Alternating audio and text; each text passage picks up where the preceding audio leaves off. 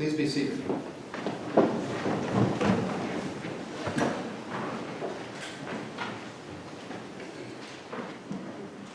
This little piece of cardboard came from a Brazilian restaurant in Atlanta that I visited a few years ago. I've more recently been to the same restaurant in Kansas City and Austin. I love it. It had the most beautiful salad bar that up to then I had ever seen. But the remarkable thing is what happened when this disc sat on the table, green side up. It says, "Sim por favor," which is Portuguese for "yes, please."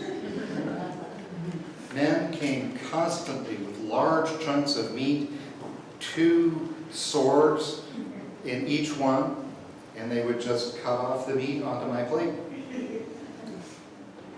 I didn't have to ask for more. It just kept coming so long as this was up. They didn't even ask me if I wanted more. I just left this up. Now, when a person has had one's fill of the beautiful salad bar and the meat, by the way, there were 15 cuts from 5 different animals, just turn it over. And it says, "Now obrigado," which is, "No thank you." The meat stops coming only then. Really, it was unbelievable. 2 months after my first experience at this restaurant, I was in an orphanage in East Africa.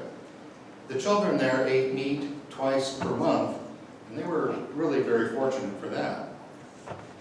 Now, the older boys asked a lot of questions about America, and I pointedly did not tell them about this great restaurant I just found in Atlanta, not too far from the airport.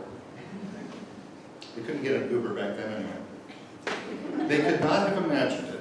They would not have believed it.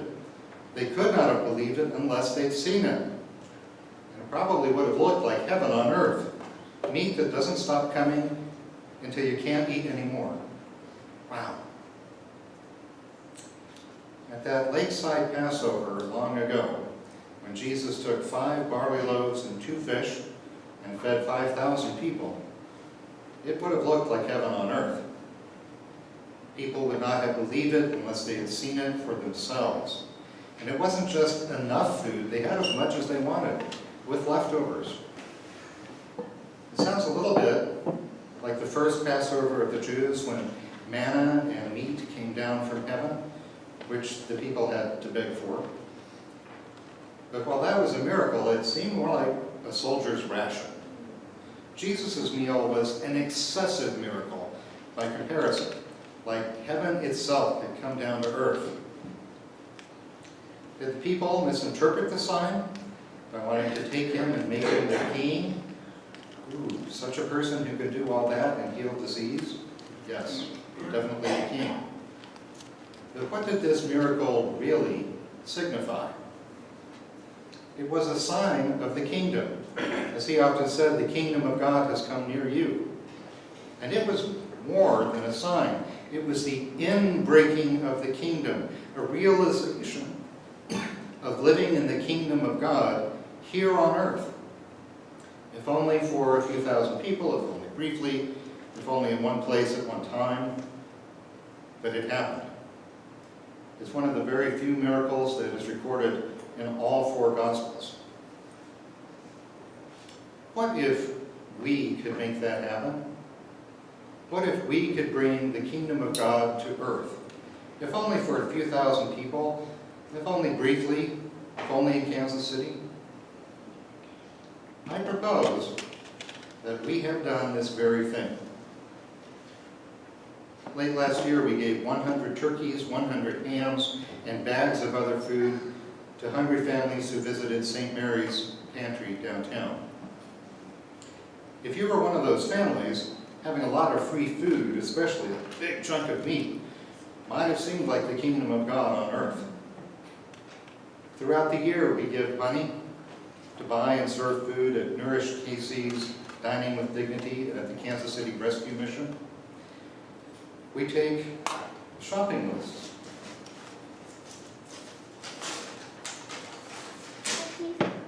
And shopping bags on the first Sunday of every month, Pantry Sunday, which is today. And we collect literally tons of food annually for families in South Kansas City, our neighbors really, who visit the food pantry across the street. I bet that adds up.